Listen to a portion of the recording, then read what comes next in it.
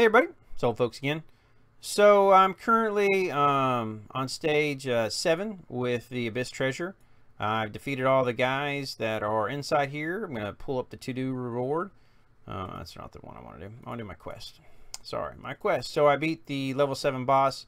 100 of those, 20 of those, 10 of these. Obviously, the next one down here, 130, 20.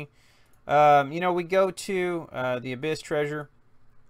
It is getting harder. I still haven't lost against any of the bosses, but it is getting harder per se.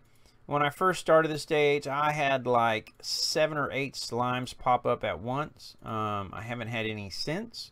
I'm getting about 1 of the gold or orange, whatever you want to call it, runes from the actual orange chest, gold chest, when they do give me one. So I mean, it's not like it's a quick thing. Obviously you're going to get more from the bosses and from the quests. The bosses are now dropping 3 chests, which is kind of nice, obviously. So again, I don't really waste my time. Oh, there's 2. Look at that. I don't really waste my time doing the blues just because, again, I'm not getting anything from them. But I do try to maximize when I'm moving stuff like this. I've mentioned it before. You know, those are awesome little things here as far as getting closer to some of your guys and saving some of those movement spaces. So here we are. There's 2 right there. I don't think I've done today. No, I haven't. You know, people ask me, should I do this, should I not? It's really your call. Since I record it, I try to show it. Let's see if I can get a couple more. Bom, bom, bom. 5, 4. There's a guy there, so yeah, I got nothing on that one. There you go. So 2 more on that one. So I was gonna say, I think there's 1 more over here, and that's about it. Yeah, that's about it. Again, you know, some people, the major question here, drop rate 140%. You know, what's the chance of getting these? Nobody really knows. Somebody said 30%. They couldn't tell me where they got that 30%.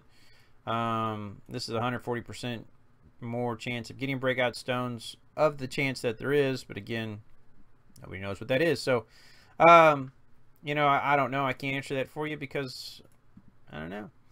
But anyways, again, I kind of do my same thing here. 20 something hours out. I'll probably not waste any more stones, so right when this expires I can go ahead and jump up to level 8.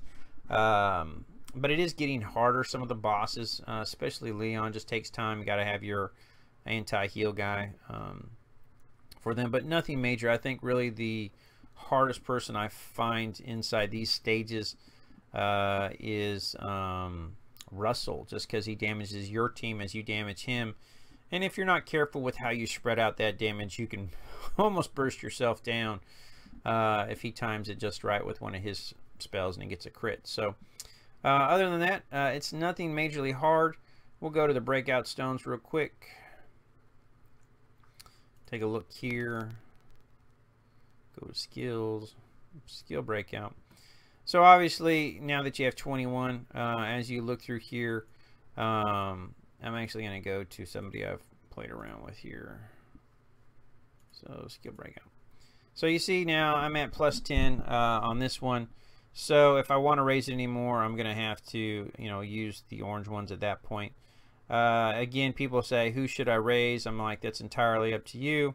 Obviously, you increase stuff, it increases damage on certain heroes. But it really just kind of comes down to what you want to do. There are some that consider obviously better ones, like in the support category. Some people feel Sebastian's a great one, or Crash, or some of the others, or Coco. Coco's a phenomenal one, especially if you do the assassinate one here, skill breakout, because obviously you are increasing that initial damage and the armor and the dodge. So stuff like that's pretty good depending on your team. But that's it. Level 7, it's not too tough. It's just tough enough, I think. I think it's going to get harder. There have been people say, you know, I can beat level 9, I can't beat level 10, what should I do? And my answer is take the easy rewards, go to level 9 and farm level 9. If you can't pass level 10, then don't spend your time trying to pass level 10. You know, spend your time passing what you know you can do so you can get those stones. Overall, it's not bad. Obviously, I think in time, you know, you're going to reach a point where you're pretty much farmed up. It's just going to be another thing if I'm spending stuff to get these, you know, maxed out on everybody. So I think this is really a more beneficial thing, especially for Crystal Dungeon. I finally started playing through with it yesterday. I had a few I had a few minutes to myself, which has been rare.